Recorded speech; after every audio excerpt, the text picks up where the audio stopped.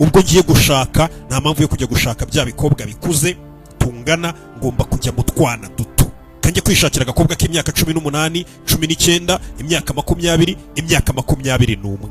Ibyo bintu ku ruhande rumwe ni byiza pe, ariko buriya abagabo bakora icyo kintu bakunze guhura n'imbogamizi nyinshi mu buzima bwabo, bamwe ugashiduka ubona basigaye babana n'amadepresiyo bikakuyobera impamvu. Kubera iki? Wabonye amafaranga yawe akuvunye ku myaka yawe 40, 35, 45, 50, nibwo uvuze ngo ugiye gushaka umugore, utangiye gutereta umukobwa w'imyaka 18, 19, 20, 21, wa muntu ubusanga urusha imyaka hagati ya 15 na 20, ugasanga niyo myaka umurusha.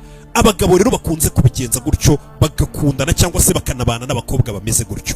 Tugiye kureba ibibazo cyangwa se ibyago 7 n'ibibazo 7 bakunze guhura nabo muri uwo mubano baba barimo n'abo bakobwa barusha imyaka hagati ya 15 na 20 kuzamuka, cyangwa se 12, imyaka 13 gutyo kuzamuka. Bakunze guhura n'ibibazo bimeze gutyo ndetse n'uburyo babyirindamo. Ndetse nimba uri umugabo uzi ko washatse umugore urusha hagati y'imyaka guhera ku myaka 10, 15, 20 kuzamuka 30, uraza kumenya uburyo cyo ukwiye kujya witwara mu bibazo nk'ibi iyo uhuye nabyo bitewe n'uwo mukobwa mukundana ukiri muto wa teresa. Cyangwa se nimba mvutana bivamo mwari mukiri guteretana, ubivemo ibyo gukundana n'umukobwa urusha imyaka ingana gutyo. Ubundi bakubwira ko ngo gutereta umukobwa urusha guhera ku myaka 10, 15, 20 kuzamuka 30 cyangwa 30 ngaho yirusha umukobwa.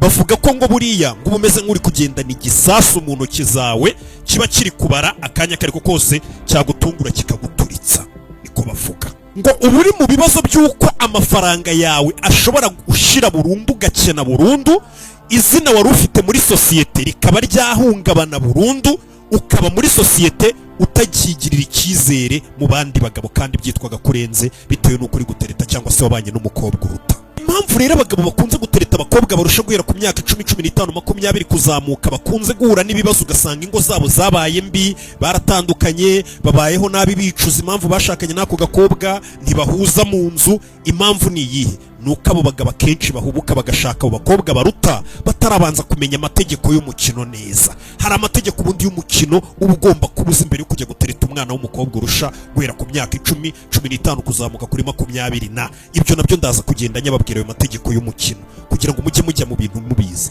Ari nayo mpamvu nkubwira ngo ayo mategeko y'umukino kugira ngo utazasara nk'uko abandi bagabo uzi bose basaze bagiye batereta bakanashakana n'abakobwa baruta. Ayo mategeko nta handi hantu wayasanga. Bisaba ngo ube warakoze subscribe kuri ya YouTube imwe icye itunganye ikomoka ku ntumwa bayita Rock Entertainment, ugakora subscribe kuko ibintu byose by'ubwenge niho bisanga. Abagabo benshi ngo bibeshya ku kintu kimwe. Abagabo bose bamaze gukorera amafaranga ahita atangira kuvuga ngo ngiye kujya gutereta kara gakobwa kakiri gato, nibwo kakirangiza segonderi cyakiga kaminuza, ndamuruta mu myaka, uduhungu tumutereta nurusha amafaranga ngiye nakoze kera. Uriya mukobwa araza kwita abona ari ngiye gisubizo cy'ibibazo bye, araza kumbona nk'umugabo w'igitangaza bitewe nuko mfite amafaranga, mfite imodoka nziza, mfite inzu nziza, mfite business nziza. Kuma namuha amafaranga nkamukemura ibibazo byose afite, ni ibintu byoroshye, mfite experience mu gutereta maze igihe kinini ku isi ndamuruta, araza kumbona nkaho ndi igitangaza imbere ye. Nuko abagabo bose bajya gutereta abakobwa bakiri bato bibeshya mu mutwe wabo. Iyo mitekerereze rero iyo niyo ituma abagabo benshi batsindwa.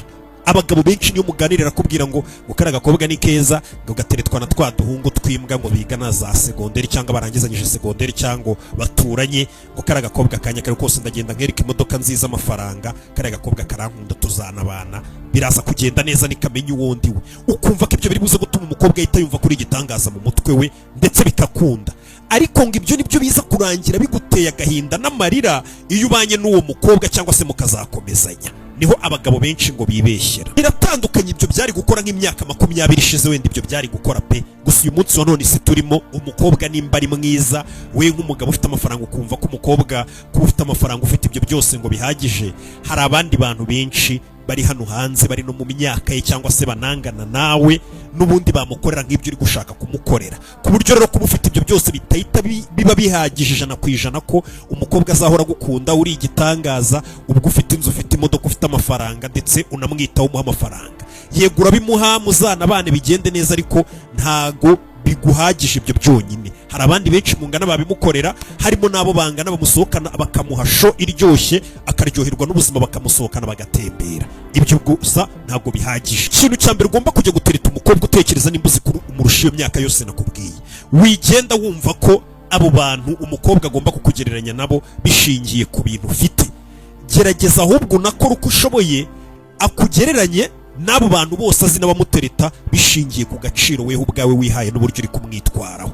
Avuga ati natereswe n'ibindi bigabo bingana nkawe binduta bifite amafaranga, bimpa amamodoka, binyereka ibi n'ibi, ariko uyu nguyu hari akandi gaciro ndi kumubonana. Hari uburyo